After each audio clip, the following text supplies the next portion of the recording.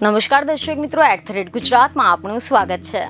ગુજરાતમાં લોકસભાની 26 બેઠક અને વિધાનસભાની 5 બેઠક પર પેટા ચૂંટણી આગામી ચૂંટણી 7મી મે 2024ના રોજ યોજાવાની છે। આ ચૂંટણીમાં મતદાન કરવા માટે મતદાર પાસે મતદાર ફોટો ઓળખ કાર્ડ હોવું જરૂરી છે, જેથી મતદાન કરતા પહેલા મતદારે મતદાન ફોટો ઓળખ કાર્ડ EPIC રજૂ કરીને પોતાની ઓળખને પ્રસ્થાપિત કરવાની રહેશે।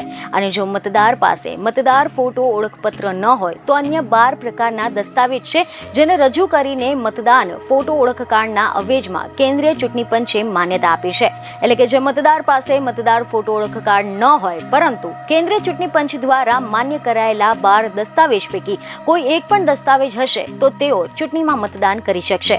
ખબરો એવી મળી રહી છે કે આ દસ્તાવેજમાં આધાર કાર્ડ, મનરેગા હેઠળ આપવામાં આવતા જોબ કાર્ડ, બેંક અને પોસ્ટ ઓફિસ તરફથી આપવામાં આવતી ફોટોગ્રાફ સાથેની પાસબુક, શ્રમ મંત્રાલયની યોજના હેઠળ આપવામાં આવતી health insurance smart card, driving licence, PAN card, NPR અને અન્ય RGI દ્વારા ઇસ્યુ કરાયેલા smart card, Indian passport, photograph સાથેના પેન્શન ડોક્યુમેન્ટ, કેન્દ્રીય રાજ્ય સરકાર, જાહેર ક્ષેત્ર ઉપક્રમ, જાહેર લિમિટેડ કંપનીઓએ કર્મચારીઓને ઇસ્યુ કરાયેલા ફોટોગ્રાફ સાથેના સર્વિસ ઓળખપત્રો, સંસદ સભ્યો, ધારાસભ્યો, વિધાન પરિષદોના સભ્યોને ઇસ્યુ કરાયેલા સરકારી ઓળખપત્રો અને ભારત સરકારના સામાજિક ન્યાય અને અધિકારિતા મંત્રાલય દ્વારા ઇસ્યુ કરાયેલા યુનિક ડિસેબિલિટી ID કાર્ડનો સમાવેશ થાય છે, જે રજૂ કરીને મતદાન કરી શકાશે।